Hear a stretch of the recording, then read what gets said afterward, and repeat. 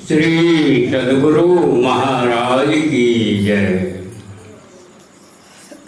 बंदो गुरु पद कंज कृपा सिंधु नरूप हरि। महामोहतम पुंज जासु वचन रवि करण कर।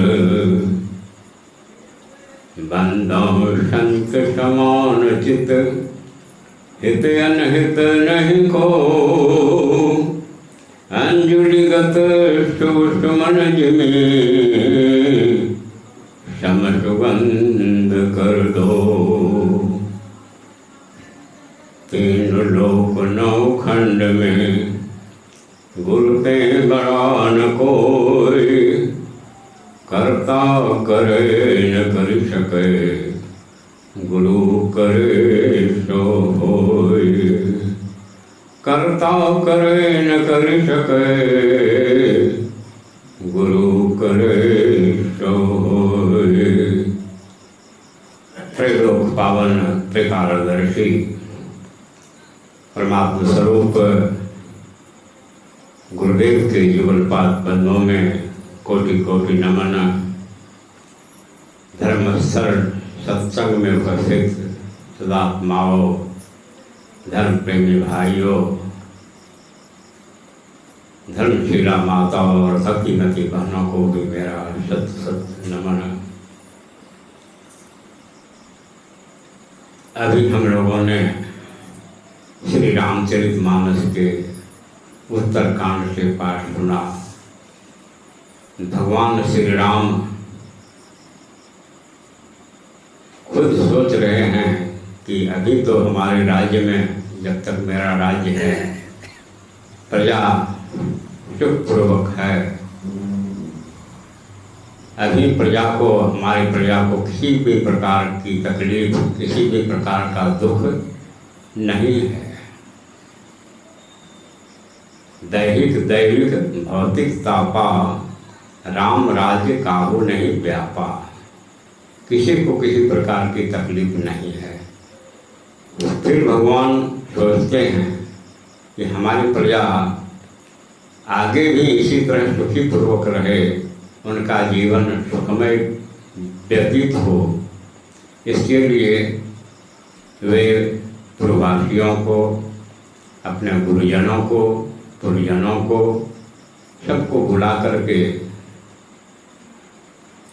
एक सभा करते हैं और उसमें वे उपदेश करते हैं। क्योंकि वे स्वयं राजा हैं, तो राजा की बात का प्रभाव जितना अधिक प्रजा पर पड़ता है उतना अन्य जनों का नहीं पड़ता है। राजकाज में वे चला रहे हैं, तो उसी में से एक दिन सब प्रजाओं को बुला करके, भक्तों को बुला करके और गुरुजनों को भी बुलाया उस सभा में। लेकिन गुरुजनों से कुछ कहवाया नहीं। जो कुछ कहना था उन्होंने अपने से कहा।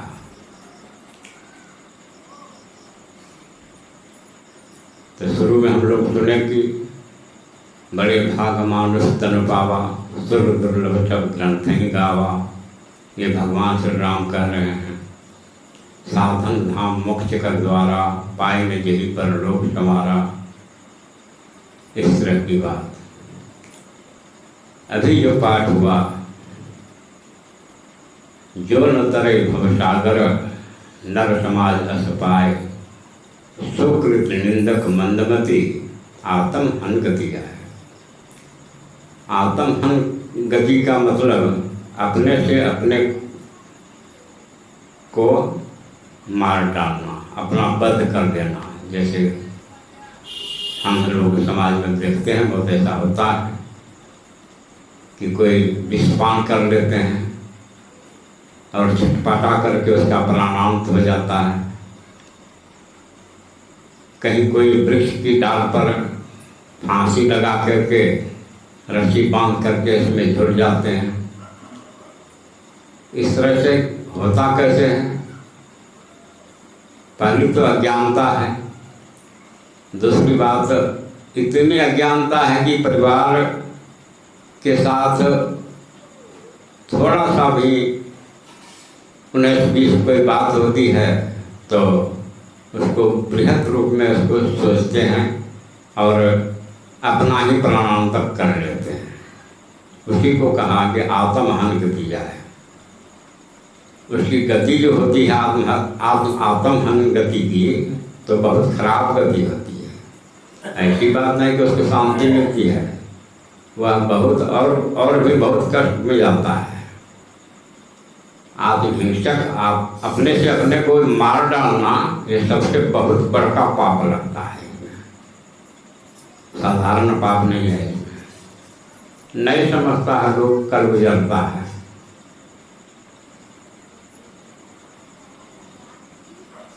ऐसे एक्सीडेंटल मान लीजिए कोई दुर्घटना हो जाती है, गाड़ी एक्सीडेंट कर जाती है या कुछ हो जाता है, वो एक दूसरी बात है। लेकिन सब कुछ ठीक ठाक है और घरेलू झगड़े और वैमनस्य के कारण पति पत्नी में हुआ या माता पिता से हुआ, किसी भी प्रकार से होता है, और वजन खा करके अपने प्राण को समाप्त कर लेना, या वह इसी को कहा आत्महन गति है। वह बहुत बड़ा पाप का भागी होता है। इसलिए वे अपने प्रजा को समझा रहे हैं बैठा करके कि हमारे प्रजा का भावी जीवन भी सुखमय हो।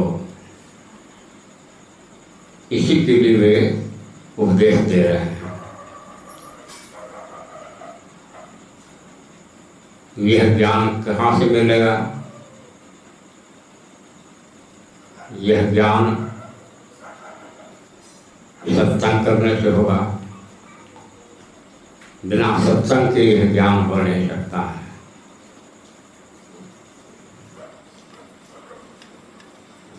सत्संग में ही यह ज्ञान होता है। भक्ति स्वतंत्र सकल सुख खानी अबिन सत्संग न पावहि प्राणी। ज्ञान अगम प्रत्यु अनेका, बहुत ज्ञान तो विशद है, और उस विशद ज्ञान को प्राप्त करने में मन को अवलंब नहीं मिलता है। वह होता है धीरे धीरे। उपनिषद वाणी में भी आया है, योगहीनं कथं ज्ञानं मोक्षदं भक्ति योगो, योगोपि ज्ञानहीनस्तु नष्मो मोक्ष कर्मणि। इसके लिए योग करना पड़ेगा। अभी पाठ्यक्रम में हम लोगों ने सुना, और एक गुप्त मत सबही कहूँ कर जोड़ी, शंकर भजन बिना नर भगति न पावै मोरी। चैतन्य वृत्तियों को एक बिंदु पर जोड़ना। जब तक एक बिंदु पर चैतन्य वृत्ति को नहीं जोड़ते हैं तो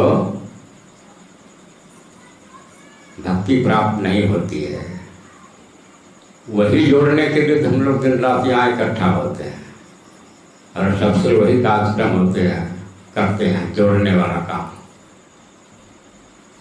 जिस दिन जुट जाएगा दोनों, मोटा उदाहरण देखिए कि जैसे कि बाल जल रहा है, इस बाल को जलने के लिए अंदर में 2 तार रहता है, एक ठंडा तार एक गर्म तार। दोनों जब मिलता है तब वह बाल जलता है। अब दोनों में से यदि डिस्कनेक्ट हो जाए तो वह बाल कदा बाल खराब हो गया है, दूसरा बाल खरीद लेता है। तो वही बात है ध्यान में भी, जब तक जुड़ता नहीं है तब तक काम नहीं बनता है। जोड़ने पर ही काम होगा, और वही जोड़ने के लिए हम लोग दिन रात इकट्ठा होते हैं सुबह शाम यहाँ। तो भगवान श्री राम अपने प्रजा को बुला करके वही उपदेश देते हैं। और हम लोग तो मान लीजिए कि बहुत इस संबंध में नीचे हैं या कम हैं कहा जाए, बिल्कुल नगण्य हैं।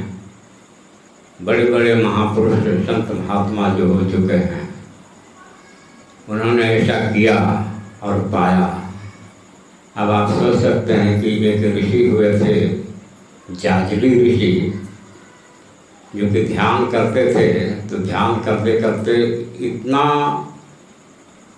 समय तक ध्यान किए, बहुत दिन तक ध्यान किए, और जो कि उनके अगल बगल में घास भूसा सब जम गया, और जो है माथा का बाल जो है तो उनका एकदम वह चिड़िया पक्षी का रहने का घर बन गया। चिड़िया उसमें बास करने लगी। अब बास करते करते चिड़िया ने उसमें अंडा दिया, उसमें फिर अंडे से बच्चा निकला, बच्चा फिर बाहर भी निकल गया, उड़ भी गया। तब जाकर के उनका ध्यान टूटा। तब वे सोचते हैं कि अब जो है सो हम सिद्ध हो गए। उन्होंने एक उड़ते हुए बगुले को अपनी दृष्टि खोल करके देखा तो बगुला जल करके भस्म हो गया, गिर गया नीचे। मन में हुआ कि अब हम सिद्ध हो गए। उठ के गए समाज में भिक्षाटन करने के लिए। एक माता श्री भी अपने पति की सेवा करती थी, दिन रात पति की सेवा में अनुरक्त रहती थी और इधर साधन भजन भी करती थी। उन्हीं के यहाँ ही गए कि भिक्षाम दे। तो माता जी ने देखा कि कोई महात्मा आए हैं, तो कहा थोड़ी देर रुकिए बाबा जी, दे रहे हूँ। थोड़ी देर रुक गए, फिर वह अपने पति की सेवा में लग गई। कुछ और देर हो गई। इसी पर क्रम से कुछ देर अधिक जब इनको हो गई तो एक क्रोध में आ गए। क्रोध में आकर के भिक्षा देना है तो दीजिए, नहीं तो अनावश्यक हमको यहाँ क्यों खड़ा करवाए, देना दीजिए, नहीं तो मैं जाता हूँ, चला जाऊँगा। फिर कहा कि नहीं देना था तो इतना देर रुकवा लिया तो हम आपको श्राप दे देंगे। यह जो सब माता जी ने सुना, कहते हम श्राप दे देंगे तुमको। कहा कि श्राप हमको आप क्या दीजिएगा, वो क्या उड़ता हुआ बगुला समझ लिए हमको, क्या उड़ता हुआ बगुला समझ लिए, जिसको आपने देखा था वह जल के नीचे गिर गया। तब इनको पता लगा बाप हम इनके सामने क्या है, माता जी के सामने। वह नतमस्तक हुआ माता जी के पास। सोच सकते हैं कि पति भक्ति करते हुए, पति की सेवा करते हुए, और वह बहुत ऐसा अनेकों उदाहरण है कि पति की सेवा, पति की भक्ति करके हमारे समाज की माताएं बहुत ऊंचे दर्जे की भक्ति हुई है, जिसमें माता अनुसुईया का नाम, माता सानिडी का नाम, इस तरह का नाम है, जो कि माता जनाबाई जो है वह भी।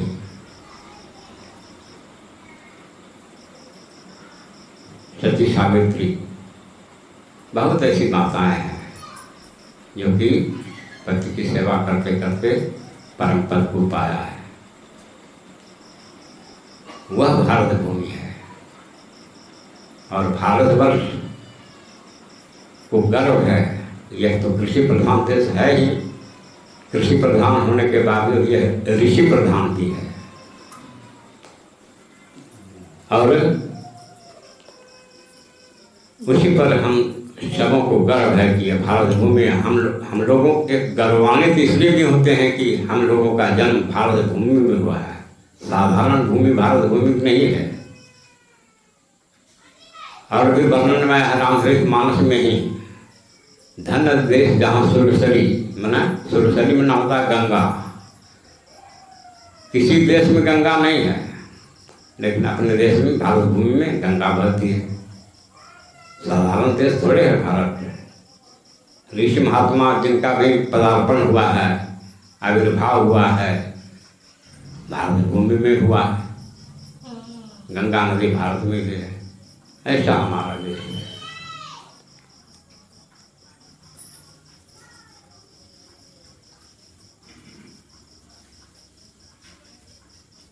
दो भाई थे, उसमें से एक भाई सत्संगी थे और एक भाई सत्संगी नहीं थे। हालांकि धर्म को वे भी मानते थे, पूजा पाठ करते थे, इधर उधर तीर्थाटन करने के लिए जाते थे।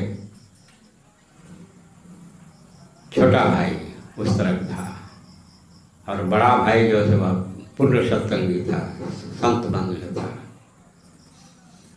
तो उनके मन में हुआ कि जा रहा हूँ बाहर, जरा भैया से आदेश ले लूँ। कहा कि भैया तो हम जाना चाहते हैं तीर्थाटन के लिए, इधर ऋषिकेश हरिद्वार ये सब। तो कहा ठीक है, बस जाओ, अच्छी तरह घूम फिर करके तीर्थाटन करके लौट आओ। तो प्रणाम करने गया, तो प्रणाम भी किया कि जाते हो तो ठीक, लेकिन एक तो बात में कहता हूँ। तो क्या? एक तो उसने तितलौकी दिया उसको, वो कदुआ जो होता है तिक्ता वाला, वही काट करके दिया उसको। कहा कि तुम जहाँ जहाँ स्नान करोगे ना, वहाँ वहाँ इसको भी स्नान करा देना। और जन जन तीर्थों में तुम जाओगे दर्शन करने के लिए, भगवान का दर्शन करोगे, देवताओं का दर्शन करोगे, वहाँ वहाँ इनको इसको भी लेते जाना, साथे में रखना बराबर है। और जहाँ स्नान करोगे वहाँ स्नान भी करा देना। कहा कि ठीक, ले लिया। अपने बड़े भाई के आदेशानुसार जहाँ जहाँ जाता था, स्नान करता था, तो उस तुम्बा को भी स्नान करवा देता था। फिर जो है सो जहाँ देवी देवताओं को प्रणाम करने जाते थे, तो वहाँ भी उसको भी साथ रखता था। इस तरह से करके सब जगह घूम घाम करके घर आए। तो फिर बड़े भाई को प्रणाम करने गए, प्रणाम किया। कहा कि तीर्थाटन करके आ गए? कहा कि हाँ। तो कहा कि जो दिए थे तुम भी कहाँ दिया? कहा है तो ला के दिया। और उसका भीतर का गुद्दा भीतरे में था, उसको काटा चाकू से, एक जगह उसका द्वार बनाया और भीतर का जितना गुद्दा था सब निकाल करके खरोच करके बाहर फेंक दिया। बाहर फेंकने के बाद फेंक दिया, उसके बाद भीतर जगह हो गया। तब उसमें पानी डाला। अब पानी ढाल करके उसी से एक चुल्लू पानी निकाल करके अपने भाई को दिया। कहा कि इसको पियो। तो जैसे मुंह में दिया तो एकदम कड़वा लगा पीने में। कहा भैया ये तो बड़ा तीता लगता है, पीने पिया नहीं जाएगा ये।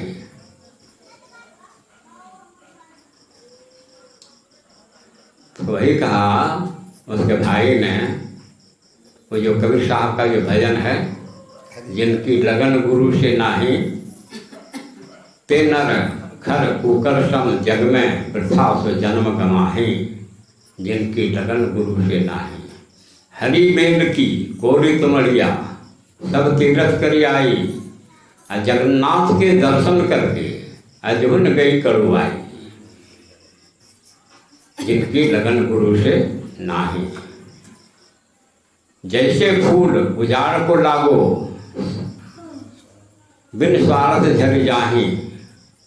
कहे कबीर बिन वचन गुरु के, अंतकाल पछताही। जिनकी लगन गुरु से नाही,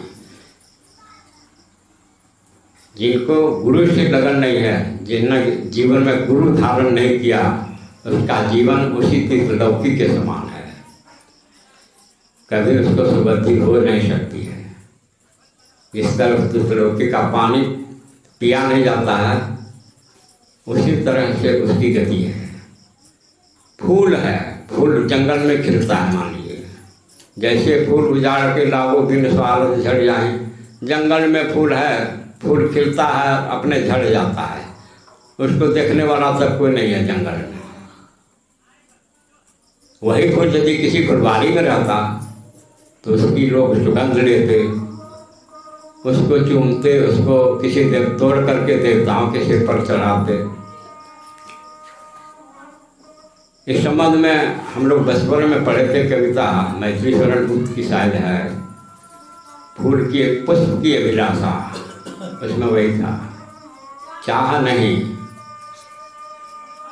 मैं सुरवाला के गहनों में गूंथा जाऊं, चाह नहीं मैं देवों के सिर पर चढ़ूं, भाग्य पर इठलाऊं, चाह नहीं प्रेमी माला के मैं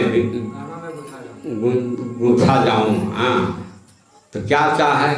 सब चाह कदम, मुझे तोड़ लेना बनमाली, उस पद पर देना तुम थे, मातृभूमि पर शीश चढ़ाने, जिस पद जावे वीर रहने। एक पुष्प की ऐसे विलासा है, तो हम आपकी क्या विलासा रहनी चाहिए? परमात्मा से मिलना नहीं है, परमात्मा से मिलन नहीं करेंगे। इसीलिए तो मानव का शरीर मिला है, परमात्मा का भजन करने के लिए, परमात्मा से मिलने के लिए। और मिलने की सद्युक्ति तो गुरुदेव को छोड़कर व्यक्ति मिल नहीं सकता है। एक ही गुरुदेव के द्वारा वह संभव है जो कि जीव को पीर से मिला सकता है, अन्यथा कोई दूसरा नहीं। उनकी जिस दिन कृपा हो जाएगी उस दिन यह संभव है। इसलिए गुरु भक्ति परम आवश्यक है। एक संत ने ऐसे कवि कुंडली के रूप में कहा कि रवि पंचक जाके नहीं, ताही चतुर्थी नाही, अब तही सप्तक घेरे रहे, कबू तृतीया नाही। रवि पंचक का मतलब रविवार से जोड़ना है। रविवार, सोमवार, मंगलवार, बुधवार, बृहस्पतिवार को दूसरा शब्दों में हम लोग गुरुवार भी कहते हैं, यानी जिन्होंने गुरु धारण नहीं किया, जिसने गुरु धारण नहीं किया। रवि पंचक जाके नहीं, यानी जिन्होंने अपने जीवन में गुरु धारण नहीं किया, गुरु नहीं बनाया। ताही चतुर्थी नाही, चतुर्थी कौन दिन पड़ता है? बुधवार, यानी उसकी बुद्धि कभी ठीक नहीं हो सकती है। कबहू चतुर्थी नाही, यानी उसकी बुद्धि बिगड़ी रहेगी, कभी सुधरेगा नहीं जब तक गुरु धारण नहीं करते हैं, गुरु के शरण में, चरण शरण में नहीं जाते हैं। बुद्धि बिगड़ रहेगी, तब फिर क्या होगा? तब 23 सप्तक घेरे रहे, सप्तक 7वां दिन शनिचर पड़ता है, उसको शनिचर जगरण घेरे रहेगा बराबर। 23 सप्तक घेर रहे, कबू तृतीया नाही। रवि सोम मंगल मना कल्याणकारी भला होना, उसका कभी भला नहीं होगा। ऐसा है जिसने कि गुरु जीवन में धारण नहीं किया। इस तरह की बात है। अभी भजन के पाठ में भी हम लोगों ने सुना, बिना गुरु की कृपा पाए नहीं जीवन उधारा है। फंसी सुरत आई जम फांसी, अयन सुधी आपनी नासी। हमारी सूरत नीचे पड़ गई है।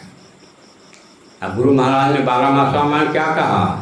बैसाख सकलो साख ग्रंथन की रहे जानत कोई, ध्यान बिनु मन अथिर जो शांत नहीं पावे सोई। फिरे चौदह से जगत में और वक्तृता देता फिरे, ध्यान बिनु नहीं शांति आवे, लोगों कितना हो फिरे।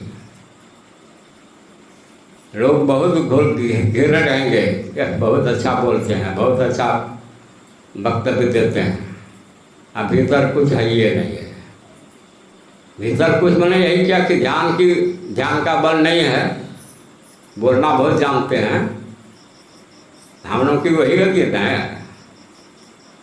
भीतर खाली है, कुछ नहीं है। ऊपर टाली है, नीचे खाली है। प्रयास करते हैं हम लोग भी संतों के मार्ग पर चलने का, इसलिए कि परिभाषा में रोज पढ़ते हैं कि शांति पद जिसने प्राप्त कर लिया वही संत कहलाते हैं। परमराध ने शांति पद प्राप्त किया, तभी उन्होंने यह परिभाषा लिखा। शांति स्थिरता वाली सत्ता को कहते हैं। शांति को जो प्राप्त कर लेते हैं संत कहलाते हैं। संतों के मत व धर्म को संत मत कहते हैं। और हर एक मनुष्य के मन में शांति प्राप्त करने का ख्याल रहता है, प्रयास भी करता है, अपने जानते हैं, लेकिन रास्ता यदि गलत पकड़ा जाता है तो वह प्रयास भी बेकार चला जाता है। इसलिए रास्ता, सही रास्ता कौन बताएंगे? तो सही गुरु जो होंगे, सही गुरु देंगे। और आजकल के गुरु तो लाल कपड़ा पहन लिए, दाढ़ी बाल बढ़ा लिए, बहुत बड़का गुरु कहने लगे। जैसे कि आपके के लिए देखते स्वामी ने जो भजन में जो लिखा है, कोई सफा न देखा दिल का, सांचा बना सिर मिल का, कोई बिल्ली कोई बगला देखा, पहले फकीरी खिलका, बाहर मुख से ज्ञान छाड़ते, भीतर कोरा छिलका, कोई सफांत देखा दिल का। फिर कहा भजन करण में गजब आलसी, जैसे थका मंजिल का, औरन के पीसन में सुरमा, जैसे बट्टा सिलका, कोई सफा न देखा दिल का। इस तरह की बात है। पढ़े लिखे कुछ ऐसे वैसे, बड़ा घमंड अकिल का, जहरी बचनियों मुख से निकले, सांप निकलता बिल का, कोई सफान देखा दिल का। क्या कहिए गुरुदेव ने पाया, महरम आँख के दिल का। इस तरह की बात है। अपने को शून्य बनाओ कि मैं कुछ नहीं, गुरुदेव के सामने शून्य बनकर रखते रहो। और यह माथा तितलौकी ही बना रहेगा जब तक जब गुरु के चरणों में रोज गिराओ। हाथ से छू करके प्रणाम करने से उतना लाभ नहीं होगा जितना कि इस तितलौकी को उनके सिर पर रोज गिराओगे, उतना लाभ होगा। हाथ से प्रणाम करने का तरीका है, बायां हाथ बाएं पैर पर और दाहिना हाथ दाएं पैर पर जाना चाहिए। हाथ ऊपर नीचे करके दायां हाथ दाएं पैर पर और बायां हाथ बाएं पैर पर, वह प्रणाम करने का, हाथ से प्रणाम करने का वही तरीका है। यानी तो साष्टांग प्रणाम वही, इस तितलौकी को उनके चरण पर गिरा दीजिए, हो गया। ऐसी बात है। तो गुरु महाराज के चरण में, शरण में हम सभी भक्त समर्पित रहें, गुरुदेव का आशीर्वाद बना रहे और क्रम से हम लोगों की भक्ति आगे बढ़ते रहे। इन्हीं कामनाओं के साथ श्री सद्गुरु महाराज की जय।